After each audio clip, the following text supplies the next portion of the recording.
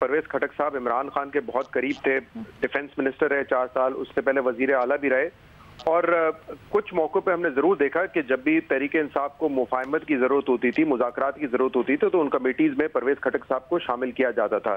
तो जो एक हार्ड लाइनर्स जो थे या जो मुज़ाहमती सियासत करते थे, अक्सर हमने देखा कि परवेज खटक साहब की राय उससे मुख्तलिफ होती थी। लेकिन जो 9 मई को हुआ और जो उसके बाद सूरत हाल पैदा हुई है, उसमें पार्टी छोड़ के जाना और अपने ओहदे से इस्तीफा देना, फिर इस तरह का बयान देना, इससे आप बरी-उज़्ज़मा नहीं हो जाते। ये जिम्मेदारी पाकिस्तान तहरीक इंसाफ के चेयरमैन पर भी आती है और टॉप लीडरशिप पर भी आती है। क्योंकि अगर परवेज खटक साहब ये कह रहे हैं कि एक सोची समझी साजिश थी, तो इस पूरा वक्त आप तहरीक इंसाफ का हिस्सा थे, आपका ओहदा भी था तहरीक इंसाफ पे।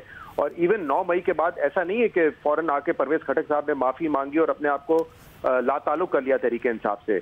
आपको पता है कि काफी अरसे तक वो खामोश रहे थे इस हवाले से, और उसके बाद जब वो एक मीटिंग के लिए गए थे और वहां पे उन्होंने प्रेस कॉन्फ्रेंस की, उस दिन उन्होंने ये फैसला किया कि अब मैंने पार्टी ओहदे से इस्तीफा देना है, और अब ये बयान आया।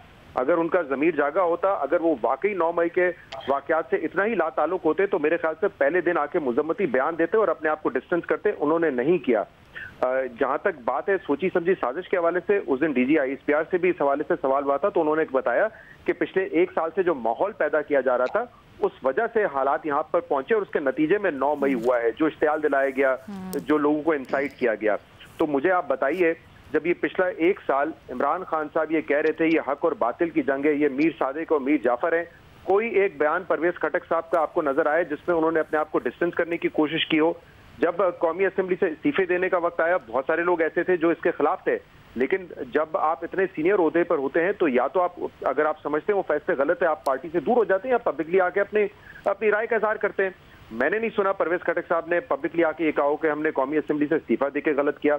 जब असेंबलियां तहलील की गई, अच्छा खासा असर रसूख है परवेज खटक साहब का KP में, और हम जानते हैं कि बहुत सारे MPs इसके हक में नहीं थे कि KP असेंबली डिसॉल्व हो या पंजाब असेंबली डिसॉल्व हो।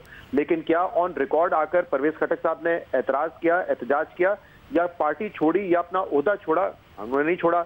अब असद उमर साहब उस दिन काशिफ अब्बासी साहब के प्रोग्राम में बैठ के कह रहे थे मैंने तो ये भी मना किया था, मैंने तो इसके भी खिलाफ था। अगले दिन आपने देखा कि शाहजेब खानजादा साहब ने अपने प्रोग्राम में वो सारे शॉट्स चलाए कि पिछले 1 साल जो तहरीक इंसाफ ने फैसले किए हैं, उसको आके वो ना सिर्फ ओन कर रहे थे, बल्कि उस पर बयानियां बना रहे थे।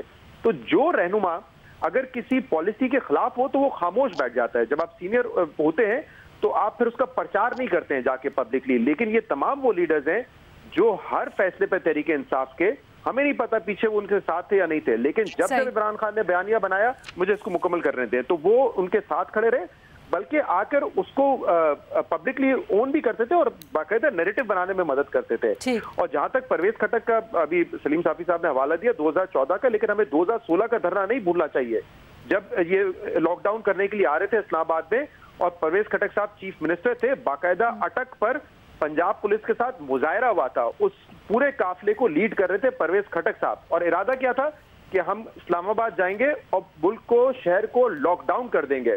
फिर आपको याद होगा वो विजुअल्स के 2 हेलीकॉप्टर्स आए थे, और फिर वहां से जो था इनका KP से काफिला वापस चला गया, और फिर वो पनामा का सारा मामला सुप्रीम कोर्ट में चला गया। तो मुझे लगता है कि परवेज खटक साहब जितने भी फैसले थे इमरान खान के, उनके वो साथ खड़े रहे थे, और वो सारी जिम्मेदारी जितनी इमरान खान पर आती है उन पर भी आती है। मामला सिर्फ ये कि परवेज खटक साहब जब आए थे पार्टी में, उस वक्त भी सबको पता था कि उनकी पहचान एक प्रो एस्टैब्लिशमेंट सियासतदान की है आज, और वो मेरे ख्याल से उसी को कंटिन्यू करके इस वक्त उन्होंने ये फैसला किया है कि क्योंकि एस्टैब्लिशमेंट भी इमरान खान के हक में नहीं है, जो 9 मई के वाकयात हुए उसके बाद, तो वो भी